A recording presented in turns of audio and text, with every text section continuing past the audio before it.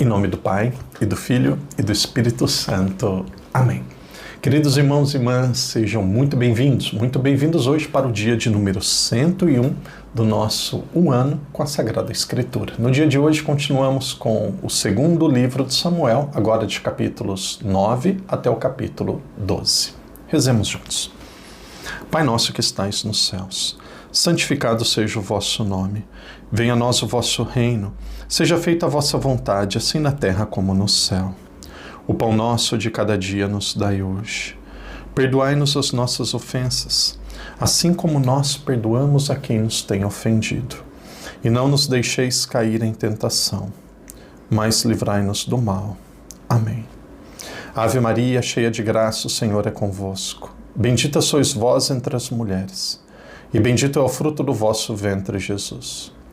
Santa Maria, Mãe de Deus, rogai por nós, pecadores, agora e na hora de nossa morte. Amém. Glória ao Pai, ao Filho e ao Espírito Santo, como era no princípio, agora e sempre. Amém. Queridos irmãos e irmãs, sejam muito bem-vindos hoje para o dia 101 do nosso Um Ano com a Sagrada Escritura. Um dos objetivos principais do nosso ano, deste ano que nós estamos agora, é lermos, conhecermos, compreendermos a Sagrada Escritura. Este é um objetivo nobre, um objetivo que todo católico deveria ter, pelo menos uma vez na vida, ler a Bíblia toda.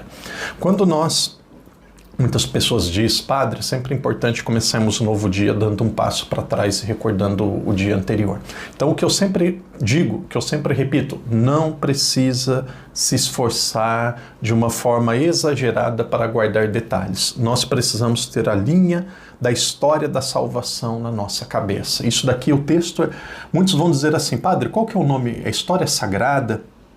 É a história da Bíblia, é a história dos livros bíblicos. Não, nós damos um nome chamado História da Salvação. Deus cria o ser humano peca. E aí depois ele vai formando um povo, e essa formação do povo ele tem o seu momento inicial, a sua base fundante com os patriarcas, Abraão, Isaac, Jacó, que também se chama Israel. Depois o povo vai para o Egito para ter comida, para sobreviver, vivem lá aproximadamente 300 anos como escravos. E aí surge o libertador. Libertador que é Moisés, que é da tribo de Levi. Esses dias eu disse outra tribo, Moisés é da tribo de Levi. E aí depois Moisés, que é o libertador, ele caminha com o povo durante 40 anos no deserto. Padre, por que durante 40 anos? Podia ser feito em 90 dias aproximadamente, porque ali no capítulo 32 de Êxodo, nós encontramos o povo adorando um bezerro de ouro. O povo adora um bezerro de ouro, dizendo que aquele era o próprio Deus. Então, durante muito tempo, o povo fica dando voltas no deserto, que seria um período de formação daquele povo. Também depois de morte daquela primeira geração, para que eles pudessem entrar na Terra Prometida, já ao menos com identidade como um povo santo. E aí quem traz o povo, quem organiza a terra, quem organiza o início ali da estadia do povo na Terra Prometida é Josué. Nós temos Moisés e um daqueles que eram auxiliares de Moisés foi Araão. E aí depois quando Moisés morre, ali quando o povo estava muito próximo da Terra Prometida, Deus, através de Moisés, envia 12 espiões para ver como era a Terra Prometida. E um daqueles que foi fiel, que tinha o agrado também de Moisés, foi Josué. Josué é aquele que entra na Terra Prometida. Porém, Josué não teve um sucessor. O sucessor de Josué, ele não aparece na Sagrada Escritura, ou ele não preparou, ou não tinha ninguém com essa característica no momento. E aí o povo na Terra Prometida, com povos nativos, ou povos que vinham antes deles, ainda naquele lugar, com povos vizinhos ao redor de Israel, era natural que havia ou haveriam combates. E esses combates, era preciso um líder. Então esses combates, pode ser que tenha alguma exceção, eu não me recordo no livro de Juízes, esses combates, eles aconteciam de forma localizada. E aí, de forma localizada também sempre tinham os juízes. E aí tinham alguns juízes que eram os maiores. Otoniel, Aod, depois Débora e Baraque, depois nós temos Gideão, Jefté e aí por fim Sansão. Na verdade são 12, mas 6 nós chamamos de maiores. E aí quando eles morrem, começa a ficar cada vez mais claro que o povo não tinha um rei, por isso havia aquela grande desorganização. E aí vai se formando um palco, um ambiente, um desejo, uma necessidade, pelo menos o povo pensava dessa forma, de ter um rei. O primeiro rei acaba sendo o rei Saul. E aí depois, como Saul, ele morreu, seus filhos foram morrendo também, ou sendo mortos, e aí Deus ele promete que aquele que seria rei seria um dos filhos de Jessé, um dos filhos de Jessé. E esse filho de Jessé foi Davi. Porém, Davi ele precisava vencer aqueles que tinham ainda sobrado, restado da casa de Saul. E ontem nós vimos a vitória sobre dois deles. Ontem, antes de ontem, principalmente antes de ontem. E aqui começa o tema principal do início do segundo livro de Samuel. O primeiro deles que é vencido é Abner. Quem é Abner? Era o chefe do exército. E aí depois nós temos Isbaal. Quem era Isbaal? Era um dos filhos de Saul. E aí ontem nós vimos Saul vencendo várias batalhas, trazendo a arca para Jerusalém, ele sendo coroado por vários líderes das 12 tribos, e aí no capítulo 7, esse é um capítulo fundante. O que significa fundante, padre? É um capítulo de fundamento que seria base para todo o restante da Sagrada Escritura. Ali no capítulo 7 existe uma promessa divina através do profeta Natã, que da casa de Davi sempre haveria um rei, que não deixaria de haver um rei. E aí o rei viria sempre da casa de Davi. A casa de Davi tinha sua sede em Jerusalém. Este versículo que nós podemos chamar de versículo fundante, capítulo 7, versículo 12. E aí Deus também promete que o filho, ou aquele que iria construir o templo, não seria Davi. Quem iria construir o templo seria o filho de Davi, alguém que veio das entranhas dele, que seria Salomão. Hoje nós vamos ver também um pouco da história de Salomão. Então essa é a Sagrada Escritura. Para mim, e desculpa o padre repetir novamente, aqueles que vão ouvindo, padre, dê 2 minutos aqui para o padre, esses blocos precisam estar claros. História da criação, de Gênesis 1 a 11. Patriarcas, Gênesis de 12 até Gênesis 50. Essa é a segunda parte. Abraão, Isaac, Jacó. Depois o período do Egito sendo de escravidão e também de libertação. Aqui nós temos todo o livro de Êxodo. E temos grande parte ali do Pentateuco. Essa é a terceira parte. Escravidão e depois libertação do Egito. E aí depois nós temos chegada e organização na Terra Prometida. Aí nós temos Josué e nós temos os juízes. Então, chegada e organização na Terra Prometida. Criação.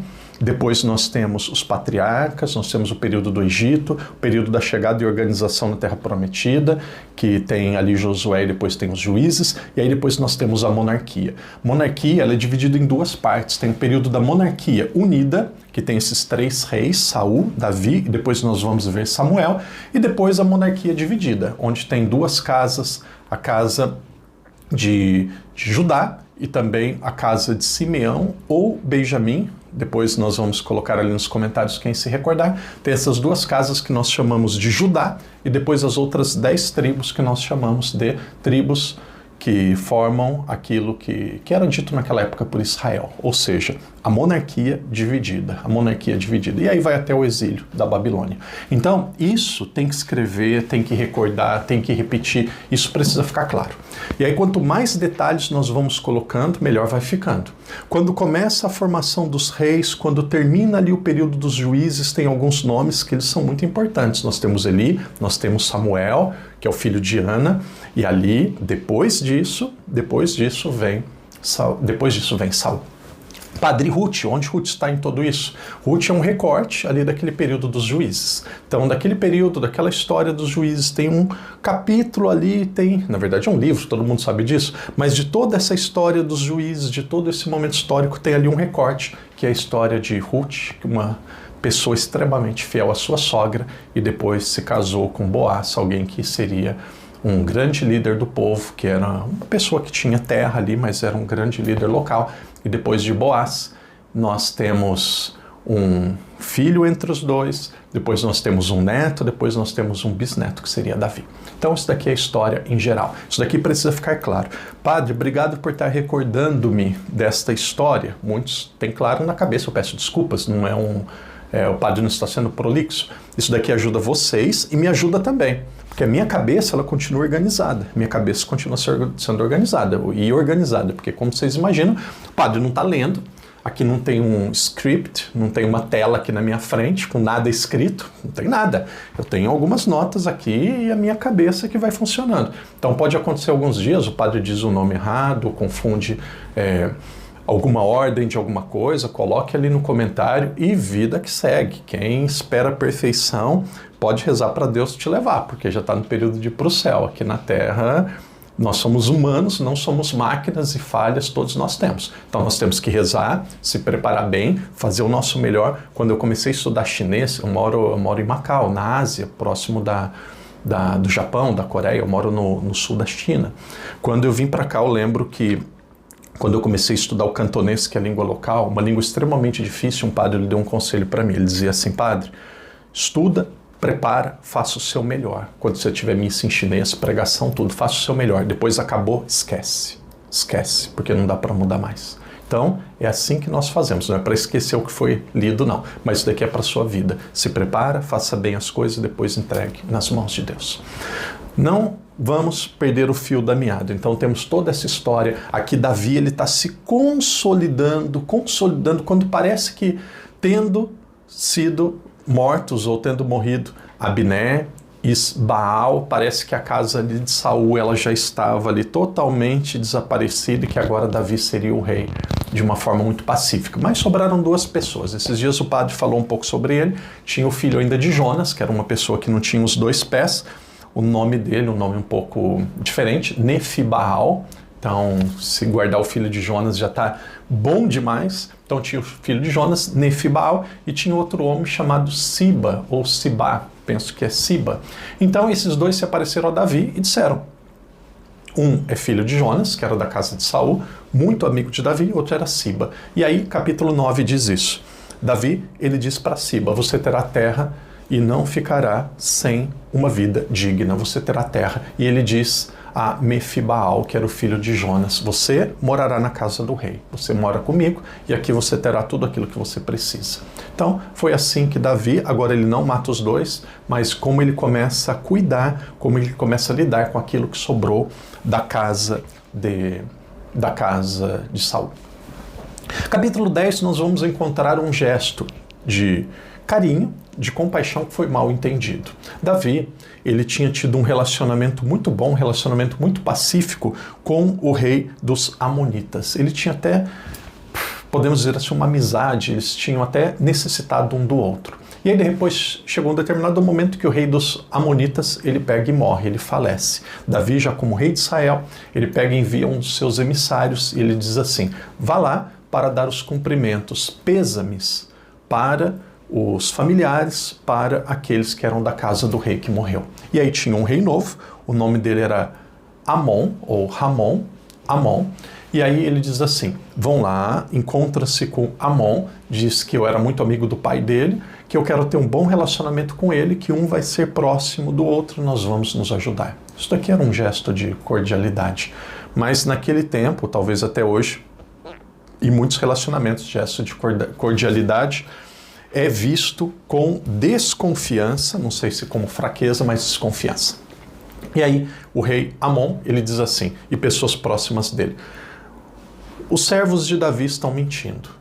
Eles querem, na verdade, conhecer como que nós nos organizamos para nos vencer depois. E aí chegam e humilham, praticamente raspam a cabeça deles, deixam eles praticamente todos sem roupa, muito humilhados aqueles que eram servos de Davi, e deixam em um lugar passando por necessidades. Davi fica sabendo, se decepciona e manda alguns dos seus chefes, daqueles que estavam próximos dele, os melhores do seu exército, para ir lá combater os Amonitas. Então veja, aquilo que era para ser um pedido de...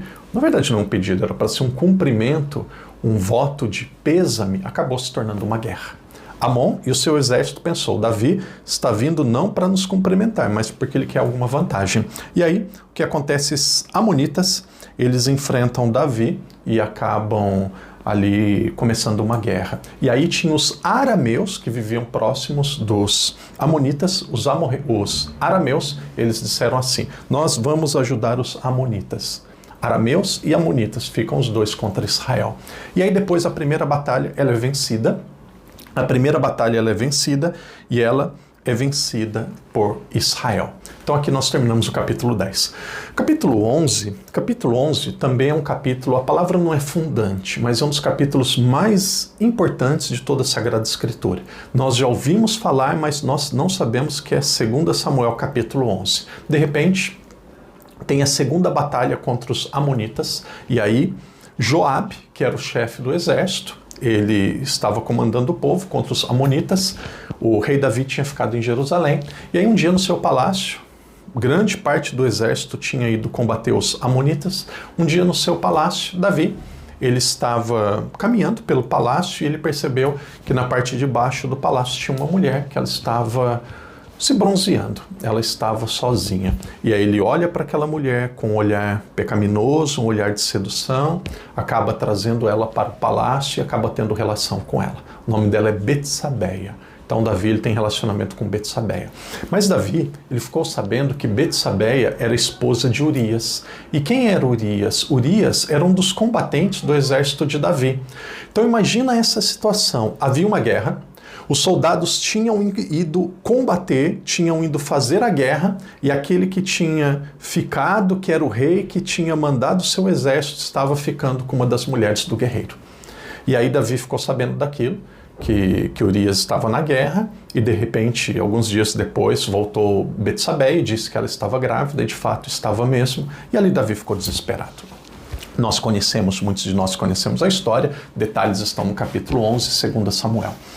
Davi ele disse assim, nós precisamos fazer algum jeito para Urias morrer. Traz Urias, diz que ele está de folga, que ele pode descansar um pouco. E aí ele veio, e teve até um momento que ele até bebeu, aceitou vinho, aceitou o banquete na casa do rei. E aí o rei disse, agora que você bebeu, agora você tem um dia de folga, você volta para sua casa e fica com a sua mulher.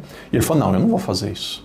Os meus amigos de combate, combatendo, morrendo na batalha, e eu acabei de beber vinho, eu acabei de festejar, e eu vou voltar para minha casa para ficar com a minha mulher, e eu não vou trair os meus amigos de combate, nem trair o rei, eu não vou. E ele não foi.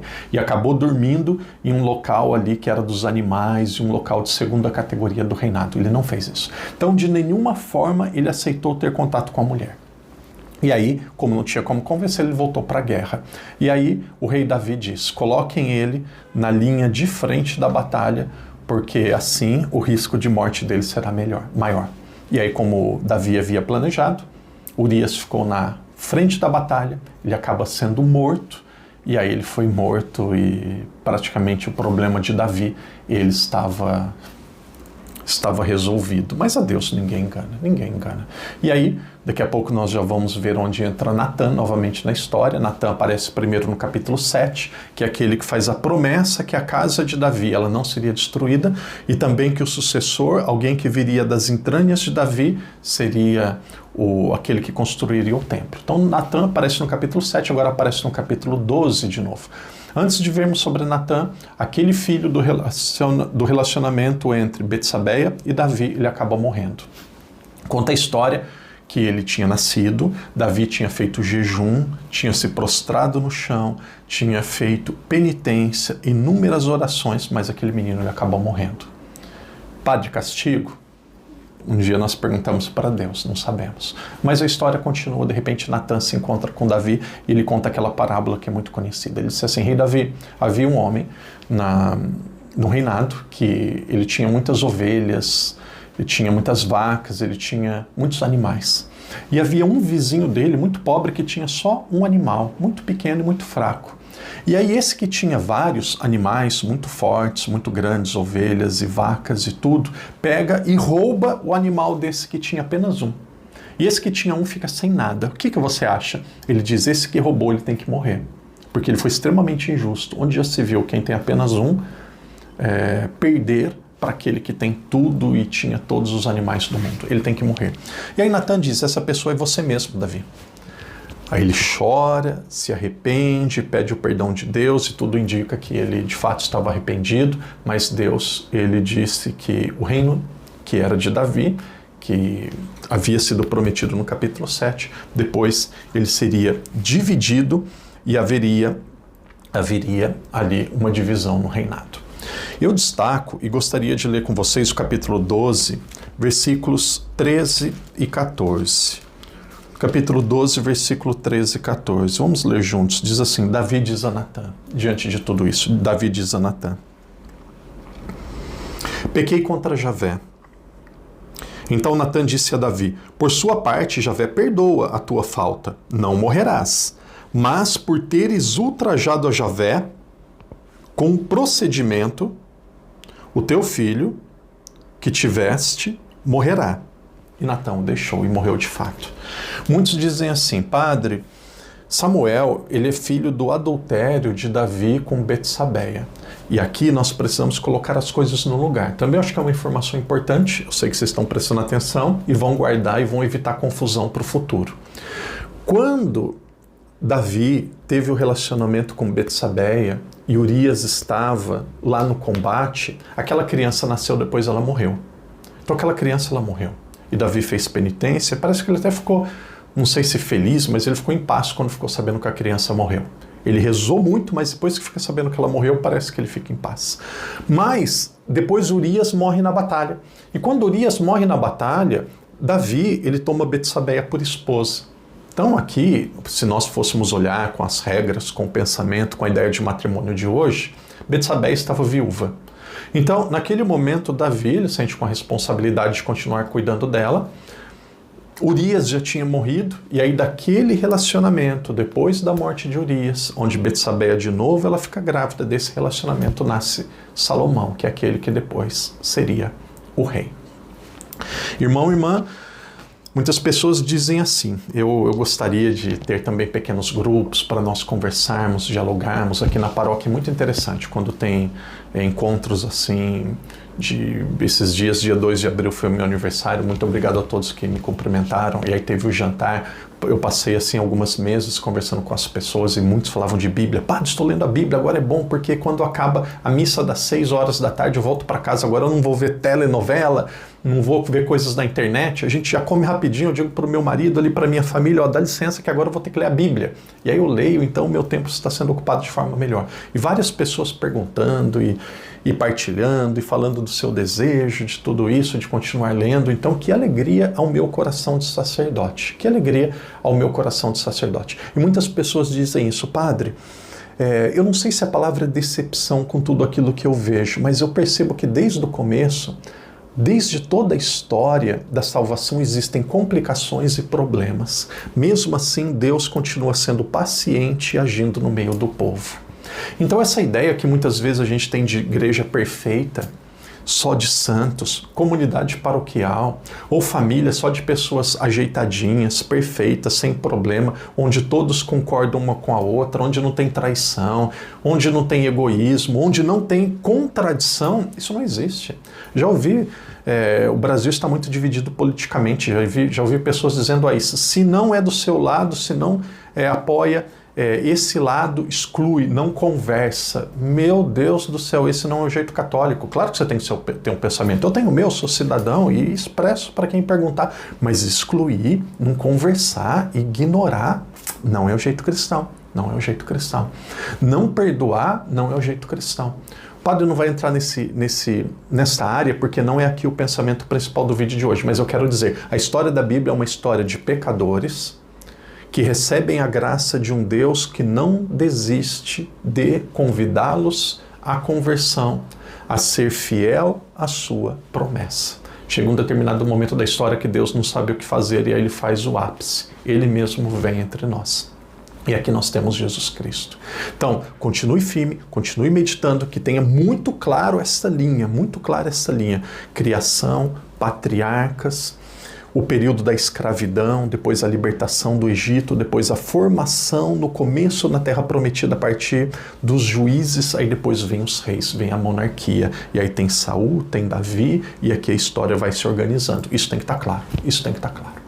Que Deus abençoe, que Deus te proteja. Vamos adiante, amanhã será o dia de número 102. Amanhã é um dia também exigente. Quando nós chegarmos no Novo Testamento, muitos dias serão 2 capítulos, 3, vai ser menos. Agora a gente aperta um pouco mais para a parte principal, nós conseguimos ler menos e meditarmos com mais profundidade. Amanhã, 2 Samuel, capítulos 13, 14, 15 e 16. Que Deus te abençoe, que Deus te proteja e vamos adiante. Em nome do Pai, do Filho e do Espírito Santo. Amém.